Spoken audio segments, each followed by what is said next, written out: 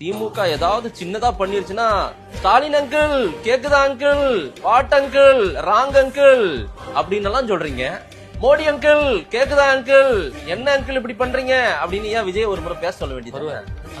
ஏன் பயம்? அதாவது புலி பதுங்குதுன்னா பயத்தினால இல்ல, பாயதான்.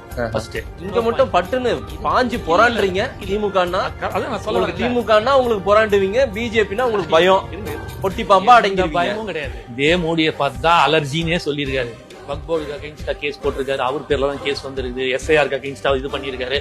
எல்லா விஷயத்திலுமே அவர் வந்து எதிர்த்து தான் இருக்கிறாங்க. தைரியமாக கொள்கை எதிரின்னு பாஜக எங்களோட கொள்கை எதிரின்னு திட்டவட்டமாக பேசிட்டு தான் இருக்காரு. தமிழ்நாட்டுல பிஜேபி எங்களுக்கு இவ்வளவு பெரிய அழுத்தம் கொடுக்குது, இங்க இருக்கிற அத்தனை தலைவலிக்கும் ஜனநாயகன் சிக்கலுக்கு அவங்கதான் பெரிய காரணம்னு ஒரே ஒரு ஸ்டேட்மெண்ட் இன்னைக்கு பெருங்கூட்டத்தை வச்சிருக்காருல்ல விஜய்.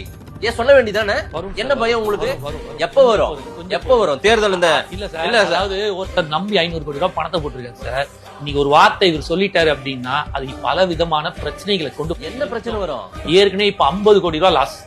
இந்த பொங்கல் 9ஆம் தேதி ரிலீஸ் ஆகாத, முதல் நாள் ரிலீஸ் ஆகாதனால அந்த ப்ரொடியூசருக்கு இன்னைக்கு 50 crores. நான் என்ன சொல்றேன், திமுக மட்டும் இருந்திருந்தா நேரம் தலைகீழ நடந்திருப்பீங்க. மொத்த தாவேக்காரங்களும் தலைகீழ நடந்திருப்பீங்க சார். நீங்க திமுகவை புரட்டி போடுற அளவுக்கான பேச்செல்லாம் பேசிருப்பீங்க. நீங்க எதுவுமே கிடையாது. லயோலா மணி எல்லாம் ஐ பிச்ல பேசுறாரு.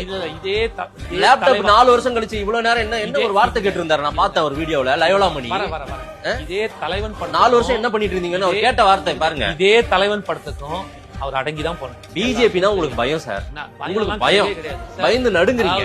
கொக்கக்க கூவும் பருவத்து மற்றதன் குக்கக்க சேர்ந்த இடத்து அப்படின்னு சொல்லுவார் இல்லையா? அந்த கொக்கு எப்படி காத்துட்டு இருக்குமோ தனக்கான இறை கிடைக்கும் அந்த மீனுக்காக, அந்த மாதிரி நேரம் காலத்துக்கு காத்துட்டு இருக்கோம். நிச்சயமாக விஜய்னா இதெல்லாமே பேசுவார்.